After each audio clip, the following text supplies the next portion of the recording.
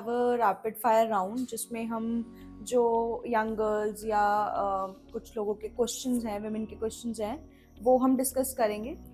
Tight jeans infection cause करती है, myth और fact? somehow fact also. It depends कि अगर आप कितना उसमें कितना स्वेटिंग है और कितना 24/7 आप पहन रहे हैं तो it can cause. Emergency pill fertility damage करती है। Sure, पूरी बॉडी को डैमेज करती है. Menstrual cup virgin girls use कर सकती हैं। कर सकते हैं, कर सकते हैं. पीरियड्स में नहाना अनसेफ होता है, मिथ और fact? Oh, it can come 100% myth. Rather daily नहाना that's more important. That perineal area को clean करना is very important. कौन से सिम्टम्स इग्नोर नहीं करने चाहिए women को during their periods, specially young girls? In case they have big clots, passing big clots और heavy bleeding उनको होती है, इनिशियली ठीक हो रही है बट सडनली 2-3 महीने बहुत heavy bleeding हो रही है and your hemoglobin goes down, आपको breathlessness होने लगी है, that means you are symptomatic, कुछ ना कुछ प्रॉब्लम हो सकती है. पीसीओएस इतना कॉमन क्यों होता जा रहा है? Lifestyle, your eating habits, your sedentary lifestyle, your eating habits, that's the most important. Period cycle का आइडियल रेंज क्या होता है? Periods, the flow should be maybe from 3 days to 5 days, that is average. But और आने का मतलब है आपने 25 days to 35 days के बीच में कभी भी आ जाए, that's perfectly normal. Period pain कब नॉर्मल है एंड कब ये एक वार्निंग साइन है? तो पीरियड पेन अदरवाइज कई बार बहुत नॉर्मल साइन रूटीन होता है, बट अगर ये पेन आपको कंटिन्यूस आगे भी बीच में कभी हो, मिड साइकिल में भी हो, या for married ladies sexual contact करने के टाइम पे भी आपको पेन हो रहा है, that means it has something else too. Pads कितनी फ्रिक्वेंसी में चेंज करने चाहिए? What is your suggestion? Pads, it depends on your flow. Normally we advise 4 to 6 hours in the first second days, 4 to 6 hours you need to change your pad. Later on maybe 3 times a day. White discharge normal और infection कैसे पहचानें? White discharge, if it's continuous, it is there, it is curdy white in color or maybe greenish in color or maybe odor, because bad smell आ रही है, then you have to consult. Plus अगर itching शुरू हो जाती है, that means you have to consult your gynecologist.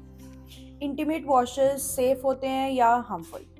They are safe, generally they are safe. थोड़ा बहुत fragrance होती है, फाइन, तो केमिकल्स तो है ही हैं, but only thing they give you little dryness.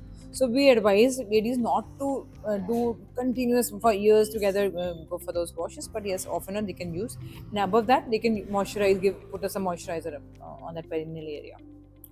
Periods में वर्कआउट सेफ होता है या नहीं? बिल्कुल सेफ होता है, there is no problem in it. But yes, first day the safety point जो problem है वो आपका थोड़ी आपकी हैबिट में थोड़ी मुश्किल हो जाती है, because we are using sanitary napkins and it's not comfortable for workout. So maybe one day you can skip, or maybe you do a little treadmill only, or maybe little lighter exercise rather than weightlifting kind of thing for the day one. Gender selection legal है या नहीं? Not at all. In India, it is not. In India, it is illegal. हमने काफ़ी बच्चे देखे हैं जो अब नॉर्मल बर्थ होता है जिनका, एंड कई लोग ढंग से बात नहीं कर पाते, कुछ मेंटल इलनेस होती है लोगों को।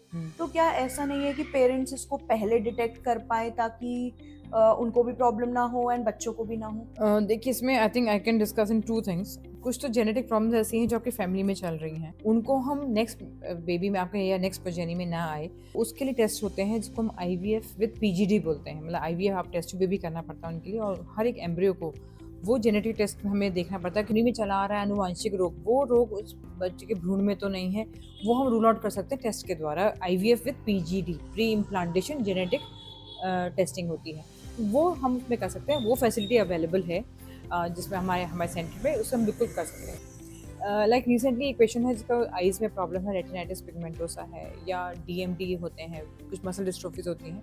तो उन केस में रिसेंटली हमारे पास ऐसे केसेस आए हैं जिसमें हमने टेस्ट किया है, जो भ्रूण उनसे सही हैं, जिनमें वो प्रॉब्लम नहीं है, हम उसमें ही उसको ट्रांसफ़र करते हैं.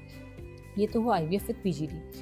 जो प्रेगनेंसी में, कई बार पेशेंट्स में प्रेगनेंसी में उनको लगता है कि हमें टेस्टिंग करवानी है, या क्वाड्रुपल टेस्ट, या उनका टेस्ट पॉजिटिव आता है उसमें, तो उन केसेस में हम एमनियोसेंटेसिस एक प्रोसीजर है जो हमारे डिस्ट्रिक्ट में, पूरे हरिद्वार डिस्ट्रिक्ट में हमारे यहाँ है, जिसमें बच्चे के अराउंड जो पानी होता है उसमें को टेस्ट ले करके वो हम टेस्ट के लिए भेजते हैं.